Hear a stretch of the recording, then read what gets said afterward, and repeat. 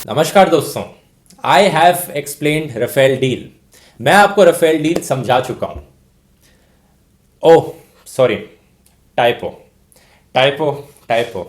मैं दोस्तों, आपने असल में मिसअंडरस्टैंड कर ली ना मेरी बात, और आपने टाइपिंग मिस्टेक कर दी। मैं कहना चाह रहा हूं कि I will explain Rafale deal. मैं आपको राफेल डील समझाने वाला हूं इस वीडियो में। बहुत टाइम से दोस्तों आप लोगों ने रिक्वेस्ट करी थी इस मुद्दे पे, तो फाइनली आज के वीडियो में मैं राफेल डील के बारे में आपको समझाना चाहूंगा। ये मुद्दा इतना कॉम्प्लिकेटेड और इतना ज़्यादा बड़ा बन चुका है कि आपको 10 ओपिनियंस यहाँ से सुनने को मिल रहे हैं, 10 वहाँ से सुनने को मिल रहे हैं। तो इस वीडियो में दोस्तों मैं अपनी तरफ से कोई ओपिनियन नहीं देना चाहूँगा। मैं सिर्फ आपके सामने फैक्ट्स रखना चाहूँगा, जो चीज़ें एक्चुअली में हुई हैं यहाँ पर। और मैं चाहूँगा कि इन फैक्ट्स को देखने के बाद आप अपना ओपिनियन खुद बनाइए यहाँ पर। आइए देखते हैं। हमारी कहानी की शुरुआत होती है 28 अगस्त 2007 को, जब हमारी डिफेंस मिनिस्ट्री ने प्रपोजल को एक्सेप्ट किया 126 MMRCA फाइटर जेट्स को खरीदने का।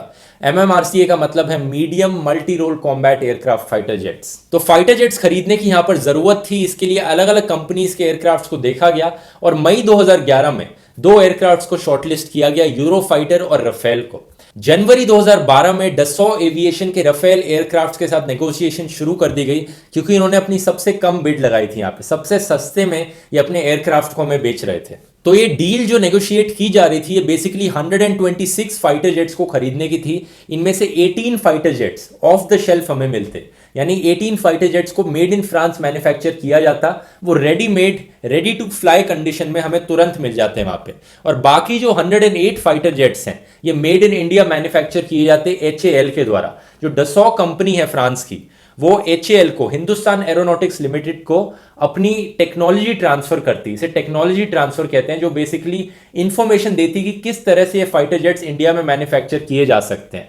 और वो 108 जेट्स HAL इंडिया में मैन्युफैक्चर करती। ये ट्रांसफर ऑफ टेक्नोलॉजी का एस्पेक्ट बहुत इंपॉर्टेंट था यहाँ पे दोस्तों, क्योंकि अगर फ्यूचर में इंडिया और फ्रांस के रिलेशंस खराब हो जाते, या फिर डसॉ एविएशन कंपनी क्रैश हो जाती और वो और एयरक्राफ्ट ना बना पाती, तो भी हमारे पास, इंडिया के पास ये टेक्नोलॉजी होती कि हम हमारे एयरक्राफ्ट खुद बना ले, मेड इन इंडिया एयरक्राफ्ट बना ले, रफाल जैसी क्वालिटी के। यहाँ पर मार्च 2014 को डसॉ एविएशन और HAL के बीच में एक वर्क शेयर एग्रीमेंट साइन किया गया, जिसमें लिखा था कि ये जो 108 एयरक्राफ्ट इंडिया में मैन्युफैक्चर किए जाएंगे, इनमें से 70% काम HAL करेगा और 30% काम डसॉ करेगी। यहाँ पर ये नेगोशिएशंस काफी लंबे चल रहे थे दोस्तों, क्योंकि काफी चीजों पर HAL और डसॉ डिसएग्री करते थे। इसी बीच हमारी सरकार चेंज हो गई और 2014 के एंड तक भी ये नेगोशिएशंस चलने ही लग रहे थे। फाइनली 25 मार्च 2015 को डसॉ के CEO एरिक ट्रापियर ने कहा कि इनका जो पेपर वर्क है वो 95% कंप्लीट हो चुका है। और इन्होंने कहा कि you can imagine my satisfaction to hear from the HAL chairman that we are in agreement for the responsibilities. इन्होंने कहा कि जल्द ही फाइनलाइजेशन होने वाला है और इस डील पे सिग्नेचर कर दिए जाएंगे। 8 अप्रैल 2015 को हमारे देश के फॉरेन सेक्रेटरी ने कहा कि इंडियन गवर्नमेंट, HAL और डसॉ के बीच में नेगोशिएशंस जारी हैं।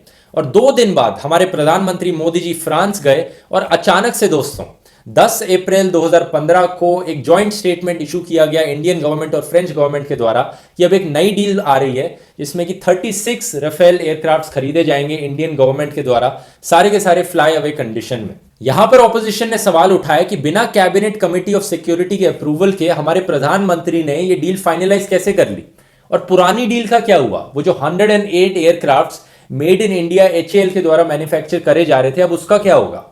13 अप्रैल 2015 को उस टाइम के डिफेंस मिनिस्टर मनोहर पारिकर जी ने कहा कि Modi ji took the decision, I back it up. इसके बाद 23 सितंबर 2016 को ये इंटर गवर्नमेंटल एग्रीमेंट फाइनल कर दिया गया, ये डील साइन कर दी गई। अब इंटरेस्टिंग चीज यहां पर यह है दोस्तों कि मोदी जी की फ्रांस की ट्रिप के कुछ दिन पहले 25 मार्च 2015 को और 28 मार्च 2015 को 2 नई कंपनी बनाई गई। एक कंपनी थी रिलायंस डिफेंस लिमिटेड और दूसरी कंपनी थी Adani defence systems and technologies limited. एक और इंटरेस्टिंग चीज यहां पर यह है कि जो नई डील में इंडिया और फ्रांस ने एक जॉइंट स्टेटमेंट इशू करी थी 10 अप्रैल को, उसमें कहा गया था कि the aircraft and associated systems and weapons would be delivered on the same configuration as had been tested and approved by the Indian air force. यानी जो नई डील के एयरक्राफ्ट्स हैं, जो पुरानी डील्स के एयरक्राफ्ट्स हैं, दोनों की कॉन्फ़िगरेशन यहां पर सेम होने वाली है। यही इंटरप्रिटेशन किया जा सकता है इस जॉइंट स्टेटमेंट का। आगे चलने से पहले दोस्तों आपको समझना जरूरी है कि ऑफसेट क्लॉज क्या होता है। अगर आप मुझसे 100 रुपए में पेन खरीदते हो, ये पेन मैंने आपको दे दिया और आपने मुझे 100 रुपए दे दिए इसके बदले, लेकिन हम दोनों डिसाइड करते हैं कि जो 100 रुपए मुझे मिल रहे हैं उसमें से 50 रुपए मैं आपकी कंपनी में इन्वेस्ट करूंगा, तो हमारे कॉन्ट्रैक्ट में ये एक ऑफसेट क्लॉज करके लिखा जाएगा। यानी ऑफसेट क्लॉज एक रिक्वायरमेंट है सप्लायर के लिए कि वो अपने पैसे किसी एक जगह पे स्पेंड करे जो बायर और सप्लायर ने बेसिकली डिसाइड करके करा है। जो नई वाली राफेल डील है उसमें 50% का ऑफसेट क्लॉज है। पूरी डील 60,000 करोड़ रुपीस की है, यानी इंडिया ने डसॉ से 60,000 करोड़ रुपीस के फाइटर जेट्स खरीदे, तो उसमें से 50% पैसा करीब करीब 30,000 करोड़ रुपीस डसॉ को इंडिया में इन्वेस्ट करने पड़ेंगे यहां पर। अब टेक्निकली ये डसॉ की मर्जी है उसे कौन सी कंपनी में इंडिया में इन्वेस्ट करने हैं, यहां पर कहां पे इन्वेस्ट करने हैं यहां पर। अब हुआ क्या कि 3 अक्टूबर 2016 को अनिल अंबानी के रिलायंस ग्रुप ने डसॉ एविएशन के साथ एक जॉइंट वेंचर खोला। इसका नाम है डसॉ रिलायंस एरोस्पेस। अब जून 2017 की हिंदू बिजनेस लाइन की एक रिपोर्ट ने कहा है कि ये जो 30,000 करोड़ ऑफसेट पैसा है डसॉ जो इंडिया में इन्वेस्ट करेगा, इसमें से 21,000 करोड़ रुपीस पैसा जो है वो इस जॉइंट वेंचर में ही इन्वेस्ट किया जाएगा। और यही चीज है दोस्तों जिसपे ऑपोजिशन ने, कांग्रेस ने और राहुल गांधी ने बार बार सवाल उठाए इस चीज पर और कहा है कि ये जो चीज हो रही है ये बेसिकली रिलायंस डिफेंस को, जो अनिल अंबानी की कंपनी है, उसके साथ बायस तरीके से एडवांटेज पहुंचाया जा रहा है, फेवरेटिज्म किया जा रहा है उस कंपनी के साथ यहां पे सरकार के द्वारा। अब 21 सितंबर 2018 को ये कंट्रोवर्सी और भी बड़ी बन गई जब फ्रांस के पुराने प्रेसिडेंट फ्रांसोइस होलांडे, जो कि 2012 से लेकर 2017 के बीच में फ्रेंच प्रेसिडेंट रह चुके हैं, इन्होंने कहा कि मोदी गवर्नमेंट ने चूज किया है अनिल अंबानी को एज एन ऑफसेट पार्टनर, इसमें हमारी तरफ से कोई चॉइस नहीं थी, उन्होंने ही हमें चूज करके दिया है। लेकिन इसके रिस्पॉन्स में डसॉ कहता है कि नहीं, हमने फ्रीली चूज किया है, हमने अपनी मर्जी से यहां पे रिलायंस को चूज किया है। जो प्रेजेंट फ्रेंच गवर्नमेंट है वो यहां पर कहती है कि इसमें हमारा कुछ लेना देना नहीं है, ये डसॉ और रिलायंस के बीच में डील हो रही है। 13 सितंबर 2018 को हमारी डिफेंस मिनिस्टर, अभी की डिफेंस मिनिस्टर निर्मला सीतारमन ने कहा कि हमने डसॉ को कोई सजेशन नहीं दी, उन्होंने कंप्लीटली अपनी मर्जी से पूरी चॉइस करी है रिलायंस को चुनने की। 21 अक्टूबर 2018 को डसॉ के सीईओ कहते हैं कि एक्चुअली में सिर्फ 10% ऑफसेट ऑब्लिगेशन ही रिलायंस के पास जाने वाली हैं, बाकी का जो पैसा है ऑफसेट का वो अलग अलग 100 से ज्यादा अलग अलग कंपनियों में बांटा जाएगा। अब ये चीज दोस्तों डायरेक्टली कॉन्ट्रडिक्ट करती है उस हिंदू बिजनेस लाइन की रिपोर्ट को और कुछ और रिपोर्ट्स को जो जर्नलिस्ट अपने सोर्सेज से निकाल के कह रहे हैं कि 21,000 करोड़ रुपीस रिलायंस के पास जाने वाले ऑफसेट का पैसा। अब इन दोनों में से सच कौन कह रहे हैं यहां पर, एक्चुअली में कितना पैसा जाने वाला है रिलायंस के पास यहां पर।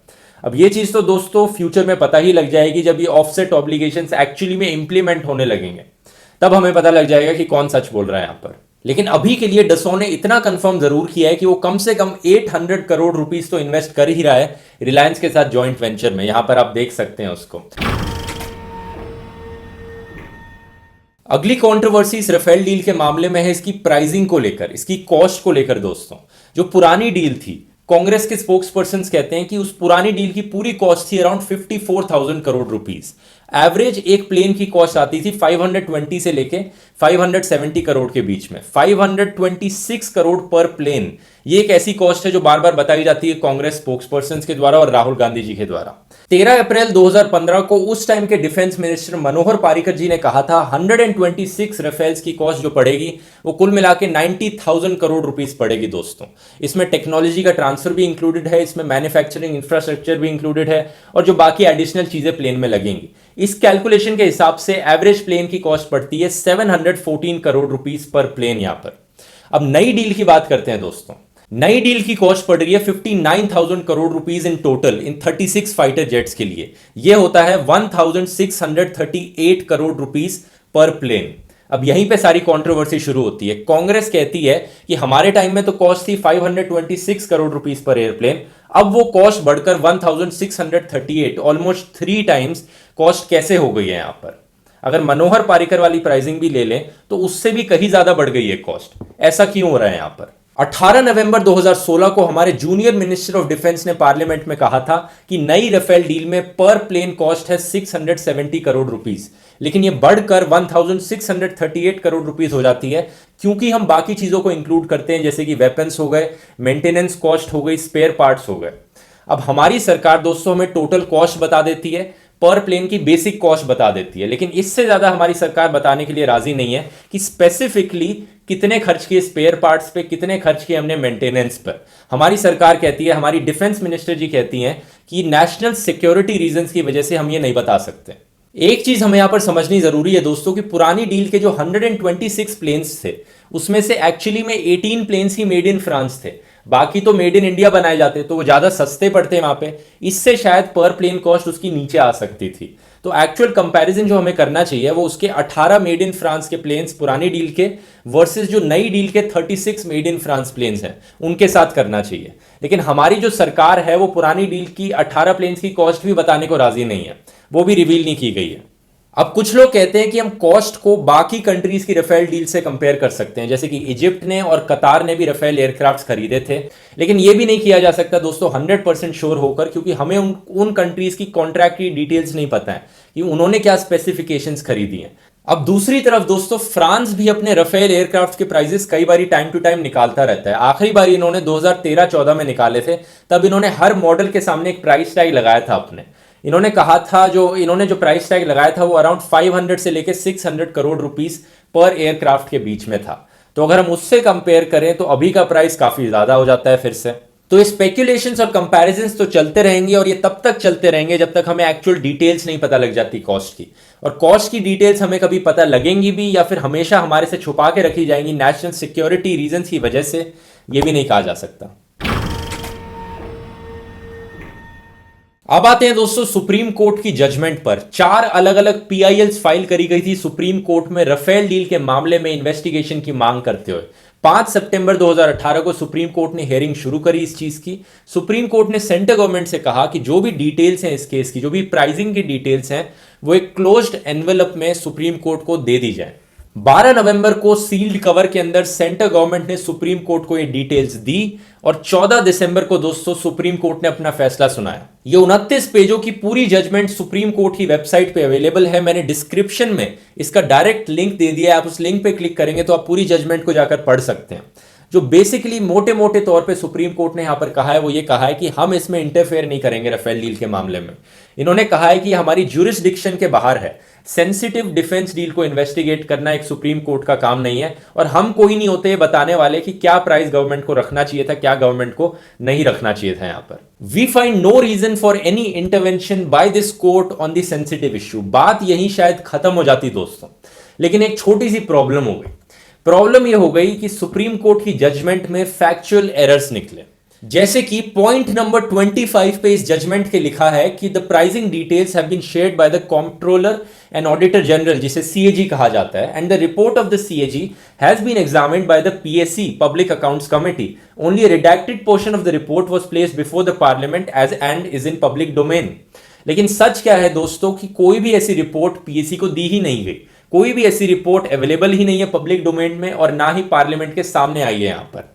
और यही चीज राहुल गांधी ने प्रेस कॉन्फ्रेंस करके बताई जैसे ही ये जजमेंट आई। तो अब मेरे सामने खारगे जी बैठे हैं, और खारगे जी पीएससी कमेटी के चेयरमैन हैं पार्लियामेंट में, और आप लोग खारगे जी से सीधा पूछ लीजिए क्या सीएजी रिपोर्ट पीएससी कमेटी में आई, नहीं आई, पार्लियामेंट में रखी गई? और इन्होंने जो पीएससी के चेयरमैन है, इन्होंने सीएजी रिपोर्ट अपनी जिंदगी में देखी है, हाँ या ना? पूछ लीजिए। एक तो सीएजी के पास भी उनका कोई कमेंट्स नहीं है इसके बारे में, ना सीएजी को पता है। आज मैंने डिप्टी सीएजी को बुलाकर पूछा, जब सीएजी के पास नहीं है, पब्लिक अकाउंट्स कमेटी में आने का सवाल नहीं है। राहुल गांधी की प्रेस कॉन्फ्रेंस के बाद हमारी सरकार कहती है कि जो सील्ड एनवेलप इन्होंने सुप्रीम कोर्ट को दिया था ना डिटेल्स बताते हुए इस डील की, उस सील्ड एनवेलप को असल में सुप्रीम कोर्ट के जजेस ने मिस इंटरप्रेट कर लिया, और मिस इंटरप्रेट करके एक टाइपिंग मिस्टेक कर डाली है अपनी रिपोर्ट में। ये कहना चाहते थे कि the CAG report will be examined by PSC, लेकिन सुप्रीम कोर्ट ने अपनी रिपोर्ट में लिख दिया कि has been examined by PSC. तो अब गवर्नमेंट ने एक पेटिशन डाली है सुप्रीम कोर्ट में कहते हुए कि इस रिपोर्ट को करेक्ट किया जाए। ऑपोजिशन के लीडर्स कहते हैं कि सरकार हमारी झूठ बोल रही है, क्योंकि ऐसा हो ही नहीं सकता कि 3 इतने बड़े सुप्रीम कोर्ट के जजेस ने ग्रामर में पढ़ने में गलती कर दी हो, इंटरप्रिटेशन में गलती कर दी हो कि ये चीज निकली हो। वो कहते हैं कि सरकार हमारी झूठ बोल रही है। यहां पे इन्होंने जो सील्ड एनवेलप दिया था उसमें भी झूठ लिखकर दिया था सुप्रीम कोर्ट को यहां पर। एक्सपर्ट्स का मानना है कि अभी सुप्रीम कोर्ट की जजमेंट को नल एंड वॉइड डिक्लेयर किया जा सकता है क्योंकि इसके मेन पॉइंट में ही एक फैक्चुअल एरर है यहां पर। आगे देखना इंटरेस्टिंग होगा, आगे क्या होता है यहां पर दोस्तों। अभी तो सुप्रीम कोर्ट में विंटर हॉलीडेज चल रही हैं, जनवरी में जाकर कोर्ट वापस खुलेगा, इसमें आगे कुछ फैसला यहां पर लिया जाएगा। अभी के लिए तो कांग्रेस पार्टी ने डिमांड किया है कि एक जॉइंट पार्लियामेंट्री कमेटी बुलाई जाए राफेल डील में इन्वेस्टिगेशन करने के लिए, और अरुण जेटली जी ने कहा है कि ऐसा नहीं हो सकता। लेकिन यही अरुण जेटली जी 2G स्कैम के टाइम पे तो कह रहे थे कि एक जॉइंट पार्लियामेंट्री कमेटी बुला देनी चाहिए। तो यहां पे इनकी कहीं ना कहीं हिपोक्रेसी दिखती है इस काम पे। बेसिकली आपको यह समझना है दोस्तों कि जो सारा ऑपोजिशन, कांग्रेस पार्टी हो गई, जो भी लोग राफेल डील पर सवाल उठाते हैं, वो बस एक चीज की डिमांड कर रहे हैं कि इस डील में इन्वेस्टिगेशन होनी चाहिए। और सरकार इन्वेस्टिगेशन से भी दूर भागती है, सरकार नहीं चाहती कि इसमें इन्वेस्टिगेशन भी हो, यहां पर उसको अवॉइड करने की भी कोशिश की जा रही है। उम्मीद है दोस्तों अब आपको पूरा राफेल डील का मुद्दा समझ में आ गया होगा कि अब यहां पर चल क्या रहा है एक्चुअली में। इस वीडियो को शेयर कीजिए, और अगर आपको मेरा काम पसंद आता है तो आप patreon.com/ध्रुव राठी पर मुझे कंट्रीब्यूट कर सकते हैं, मेरे काम को सपोर्ट कर सकते हैं, ताकि मैं ऐसे ही और इंफॉर्मेटिव वीडियोस आपके लिए फ्यूचर में बनाता रहूं। तो चलिए मिलेंगे हम अगले वीडियो में दोस्तों, धन्यवाद।